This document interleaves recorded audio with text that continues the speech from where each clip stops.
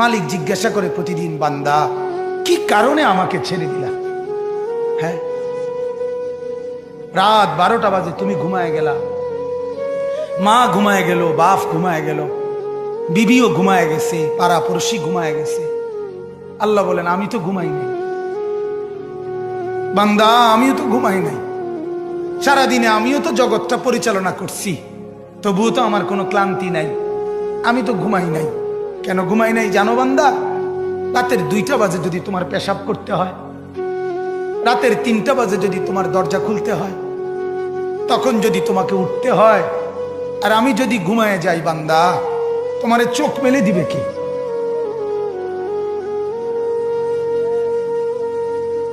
এই বাপ, চোখ মেলে দিবে কি?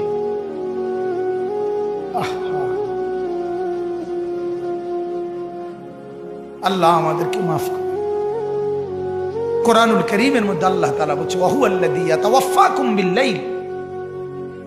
কোরআনে আল্লাহ বলে, বান্দা শোনো, প্রত্যেকটা মানুষকে রাত গভীরে যে ঘুম আমি দেই, সেটা ঘুম না, আমি ওয়াফাত দেই, আমি মূলত মৃত্যু দিয়ে দেই।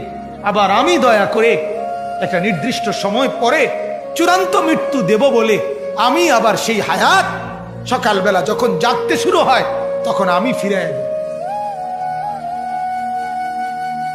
দিই আল্লাহ। এমনও মানুষ আছে পৃথিবীতে, রাত্রিবেলা ঘুমাইছিল ভালো মানুষ, সকালবেলা আর জাগে নাই। আমার একজন দূরসম্পর্কীয় চাচা আছে, প্রফেসর ছিলেন, ভালো মানুষ ছিলেন, রাত্রিবেলা জলজ্জান্ত মানুষ ঘুমাইছে, সকালবেলা আর দরজা খুলে দেখছে ওই মানুষটা জীবিত ছিল না, মারা গেছে। হতে পারে না? হতে পারে কিনা বলেন না? তাইলে বছরের পর বছর, মাসের পর মাস, এই বাপ, বাহিরের কারো চিন্তা করে বাদ দেন। আপনারা যারা বসছেন, আপনাকে বলছি, আপনি কষ্ট করে বসছেন, রাতের 12টা বাজে, রাতের 12টা বাজে, এত কষ্ট করে বসছেন, বিনিময়ে একটু ভাবেন, একটু ভাবেন, অনুরোধ আমার, একটু ভাবেন। আজ মাঝে মাঝে মন চায় আল্লাহর বান্দা মুসলমানদেরকে বুকে জড়ায় ধরে কাঁদি যে বাপ, কেন এত ভুল করছেন? আল্লাহকে কেন এত নারাজ করছেন? যার বিবি বেপর্দা, আপনি আল্লাহকে কত পরিমাণ নারাজ করাচ্ছেন। যার স্ত্রী, যার মেয়ে বেপর্দা, আপনি আল্লাহকে কি পরিমাণ নারাজ করছেন বলেন? এক কুকুর মরলে, লাশ ফেলে রাখলে যেই দুর্গন্ধ ছড়ায়, সেই দুর্গন্ধে অল্প কিছু মানুষের কষ্ট হয় কিছুক্ষণ, কিন্তু এক নারী বেপর্দা হাঁটলে যে যুবকগুলোর চরিত্র নষ্ট হয়, সেই নারী এক মরা লাশওয়ালা কুত্তার চাইতেও বেশি দুর্গন্ধ ছড়ায়। কুকুরের দুর্গন্ধ এত বেশি ছড়ায় না, বেপর্দা নারীর দুর্গন্ধ যে পরিমাণ ছড়ায়। সে তো শত শত যুবক তার চরিত্র শেষ করে দিছে। এই সিনেমার নায়িকা নর্তকীরা উলঙ্গ আর ছবি, আর বিবস্ত্র ছবি, আর নাচ গানের এই ফুর্তি দেখিয়ে এরা হাজারো যুবকের চরিত্র গঠন করে না নষ্ট করে? কথা বলেন না কেন? এজন্য আমার শায়েখ আল্লামা মুফতি মুশতাকুর নবী সাহেব বলে, হাজারো মানুষের জীবন নষ্ট করে যে, এজন্য তার জীবনে কখনো সুখ ধরা দেয় না। এজন্য এই পৃথিবীর জরিফ এটা, আপনি জরিফ চালায়া দেখেন, যত সিনেমার নায়ক নায়িকা, এদের জীবনের মতো দুঃখী জীবন, ব্যক্তি জীবনের মতো কষ্টের জীবন আর কারো নাই। আপনি খবর লাগান, আপনি খবর লাগান, এদের মতো লাঞ্ছনা। কারণ হাজারো যুবককে নষ্ট করছে এই হাসি দিয়া, অথচ এই হাসি তার মূলত আসল হাসি না। এই হাসি যদি ল্যাবে অথবা ডায়াগনস্টিক সেন্টারে পরীক্ষা করায়, প্রত্যেকটা হাসির মধ্যে ফরমালিন পাওয়া যাবে। কি পাওয়া যাবে? ফরমালিন। ফরমালিন। কি বুঝে বিড়ি খান, কি বুঝে সিগারেট খান, কোন বুঝে দাড়ি কাটেন, কোন বুঝে টেলিভিশনে নর্তকীর নাচ দেখেন। আজ 20 বছর ধরে যার ঘরে রঙিন টেলিভিশন চলে, নাচ গান, সিনেমা, নাটক, নর্তকীর ছবি, আমনের বউ বাচ্চা বছরের পর বছর আমনের ঘরে বইয়া, সোফাত বইয়া বইয়া টেলিভিশনে নাচ গান দেখে, আমনে মরতেন না? আমনের বউ বাচ্চা মরতো না? আমনে আল্লাহর সামনে দাঁড়াইতেন না? না, জিন্দিগিটাই ছবি, জীবনটাই ছবি, একেবারে যেটা পাও। আজ মুসলমানের যুবকের কথা হইল বেঈমান, ইহুদি আর কাফেররা আমাদেরকে এরকম ফাঁদে ফেলাইছে যে যা কিছু আছে 24 ঘন্টা মুসলমানের ছেলে মেয়ের হাতে মোবাইল তুলে দিছে, যেটা ফাও শুধু ছবি উড়াই আমগো কাছে পাঠায়। এটা কুত্তা হোক, বিলাই হোক, শুকর হোক, মানুষ হোক, গরু হোক, ছাগল হোক, হুজুর হোক, পাবলিক হোক, বেড়া হোক, বেড়ি হোক, জোয়ান হোক, বুড়া হোক, যেটা পাউলা শুধু ছবি উড়া। জিন্দিগির কাজে একটা আহ হায় হায় বাপ, তোমরা বুঝো না, বেঈমান তোমাদেরকে বেঁধে ফেলছে আষ্টে পিছে। নবীজি এ কথা বলছে, উম্মত, চুরি ডাকাতি জিনা ব্যভিচার মদ জুয়া নাচ গান টেলিভিশন নাটক সিনেমা বিড়ি সিগারেট তুমি সব করতে থাকো, তোমার জিডা মনে কয়টা করো, হাসরের ময়দানে শুধু আমার দ্বারে আইও, আমি বেহেশতে ফাড়াই দিমু, এটাই তো সুপারিশ না? তো আমনে ঘটনা কি? এক বুজুর্গ বলছেন, আমি দেখলাম যে পুরা বাজারে যত ব্যবসায়ী তাদের মাল বিক্রি করতেছে, তন্মধ্যে সবচেয়ে বেশি চিল্লাইতেছে, কাস্টমার গ্রাহক ডাকতেছে এই বরফ বিক্রেতা, এবং চিৎকার করে করে বলতেছে, হে আল্লাহর বান্দারা, তোমরা ওই ব্যক্তির উপরে একটু দয়া করো, যাদের নেওয়ার জলদি জলদি নাও, যার পুঁজি খুব দ্রুতই গলে গলে শেষ হয়ে যাইতেছে। মানে আমার এই বরফের চাকাটা যদি তোমরা কিনতে দেরি করো, তাইলে আমার এটা কিন্তু এটাই আমার পুঁজি, এখন এটা যদি দেরি করো তাহলে গলে গলে কি হয়ে যাবে, আমার পুঁজি শেষ হয়ে যাবে, আমি আর বেচমু কি? তাইলে বরফের চাকাটা এমন না যে যতক্ষণ বেচা হবে না অতক্ষণ গলবে না, এমন সে গলতেই আছে, বেচা হোক কিংবা না। তো ওই আল্লাহর ওলি বলেন, আমি এই বরফ বিক্রেতার এই আহাজারি, তার এই চিৎকার চেঁচামেচি, তার এই পেরেশানি থেকে আমার হায়াতের কদর বুঝলাম, জীবনের কদর বুঝলাম, যে আমার হায়াতটাও ঠিক এরকম, এটা গলে গলে শেষ হয়ে যাচ্ছে। প্রতি মিনিট প্রতি সেকেন্ড আমি ঘুমে থাকি কিংবা সজাগ থাকি, আমার হায়াত শেষ হইতেছে। খামখেয়ালি করে গপ মারলাম, তামাশা করলাম, তবুও শেষ হচ্ছে। কঠোর পরিশ্রম করতেছে ওই ব্যক্তিরও সময় কি হইতেছে, হায়াত শেষ হচ্ছে। অতএব বরফ বিক্রেতার পুঁজি যেমন গলে গলে শেষ হয়, আমাদের হায়াত, আমাদের জিন্দিগি, আমাদেরকে একটি নির্দিষ্ট সময় আল্লাহ তাআলা বেঁধে দিয়েছেন, আল্লাহই জানেন সেটা কতক্ষণ, কিন্তু আমরা এটা বিশ্বাস করি নির্দিষ্ট। অতএব এই নির্দিষ্ট সময়টুকু আমরা যদি গুরুত্ব দেই কিংবা অবহেলা করি, সমানভাবে চলে। আমি ঘুমাইলাম 10টা বাজে, জেগে দেখি 12টা বাজে, তার মানে কি, আমার এই ঘুমের মধ্যে রাইখাই আমার হায়াতের 2 ঘন্টা আমার উপর দিয়া চলে গেছে, গেছে কি না বল? এমন আপনি চা দোকানে বসছিলেন 4টা বাজে, এখন দেখেন 6টা বাজে, আহা, আপনার এই চা দোকানের এই গল্প গুজবের মধ্যে রাইখাই আপনার হায়াতের 2 ঘন্টা আপনার থেকে চলে গেছে। এবং এটাই সত্য যে এটা আর কোনোদিন ফিরবে না, আর কোনোদিন না। বিশ্ববিখ্যাত মুফাসসির হযরত মুজাহিদ ইবনে জবর রাহমাতুল্লাহ আলাইহি, যিনি হযরত আব্দুল্লাহ ইবনে আব্বাস রাদিয়াল্লাহু তাআলা আনহুমার ছাত্র ছিলেন, তাবিঈ, যারা সাহাবীকে দেখছেন, তো তিনি বলেন, প্রত্যেকটা দিন যখন ভোর হয়, সকাল হয়, তো পৃথিবীবাসীকে ডাক দিয়ে বলে, হে জগৎবাসী, আল্লাহর কসম, আমি একটা দিন কিয়ামতের পূর্বে শুধু এই আজকের জন্যই এসেছি, আমি আর কোনো দিন আসবো না ফিরে, তুমি আমারে নষ্ট করো না, বরবাদ করো না, আমারে কদর করো।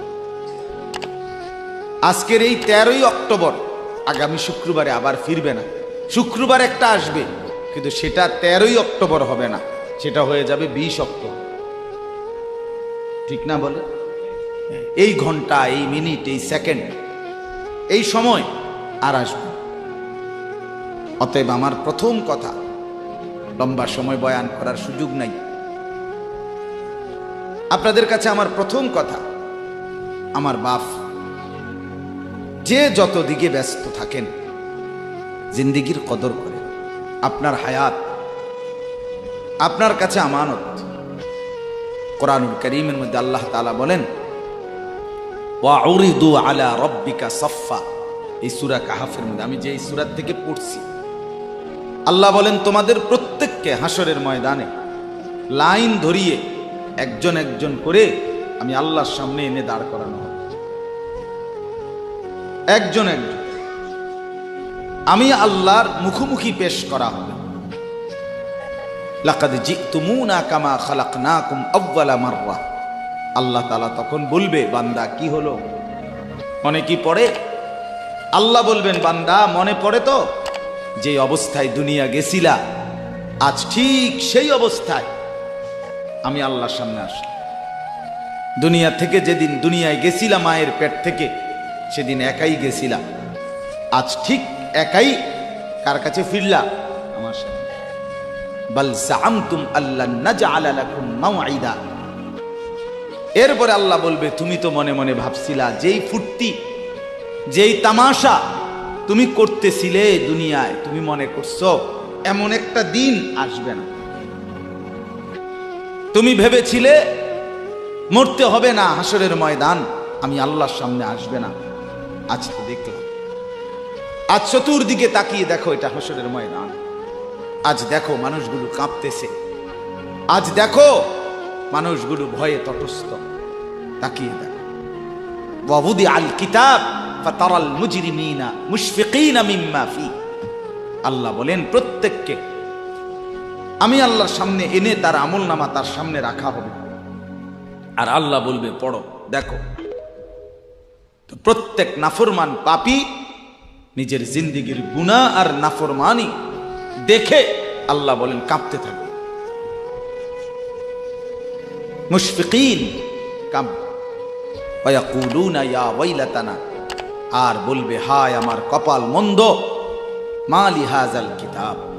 আল্লাহ এটা কাকে দিয়ে লেখাইলেন, এমন কেমন কিতাব, লা ইউগাদিরু সগীরাতান ওয়ালা কাবীরাতান ইল্লা আহসাহা। হায় আল্লাহ, আমার জীবনের এক সেকেন্ড, ছোট বড় একটি কর্মকাণ্ড, একটি নিঃশ্বাস এখানে হিসাবের বাহিরে নাই, সব তো এখানে লেখা। আমি পালাবো কিভাবে, আমি বাঁচবো কিভাবে, আমি মুক্তি পাবো কিভাবে। ওয়াজাদু মা আমিলু হাদিরা। আল্লাহ বলে তোমার জিন্দেগির সব তুমি তোমার আমলনামার মধ্যেই উপস্থিত পাইবে। ওয়ালা ইয়াজলিমু রাব্বুকা আহাদা। আল্লাহ বলেন তোমাদের কারো উপরে এক বিন্দু জুলুম হবে, জুলুম হবে না। এজন্য ছেলেদেরকেও বলি, বাপ খোদার কসম, এই সমবয়সী বন্ধু থাকবে না। তুমি যেদিন কবরে যাইবা, এরা কেউ পাশে যাবে না। তুমি যেদিন হাসরের ময়দানে দাঁড়াইবা, সেদিন কেউ দাঁড়াবে না তোমার সাথে। তুমি যেদিন আল্লাহ তাআলার মুখোমুখি হতে হবে, সেদিন এই বন্ধু কেউ থাকবে। ফাইদা নুফিখা ফিস সূর ফালা আনসাবা বাইনাহুম ইয়াওমাইদিন ওয়ালা ইয়াতাসাআলুন। আল্লাহ বলেন ইসরাফিল যখন দ্বিতীয়বারে সিংগায় ফু দিবে, আমি আল্লাহ হাসরের মাঠ কায়েম করব, তখন এই হাসরের ময়দানে দাঁড়িয়ে কেউ কাউকে আত্মীয়তার, বংশের, সম্পর্কের কোনো পরিচয় দিবেন। কোনো মা বলবে না এটা আমার সন্তান, কোনো সন্তান বলবে না এটা আমার মা, কোনো ভাই বলবে না এ আমার বোন, বোন ডাকবে না এ আমার ভাই। ওয়ালা ইয়াতাসাআলুন, কেউ কাউকে জিজ্ঞেসও করবে না কেমন আছে। কে কারে জিজ্ঞাসা? আম্মা জান আয়েশা রাদিয়াল্লাহু তাআলা আনহা বলেন, নবীজির স্ত্রী তিনি নবী সাল্লাল্লাহু আলাইহি সাল্লামকে জিজ্ঞেস করছিলেন, ইয়া রাসূলুল্লাহ, হাসরের ময়দানে সবাই কাপড় চোপড় বিহীন উলঙ্গ হয়ে দাঁড়াবে, তো একজন আরেকজনের দিকে তাকাবে না, কেমন লাগবে তখন?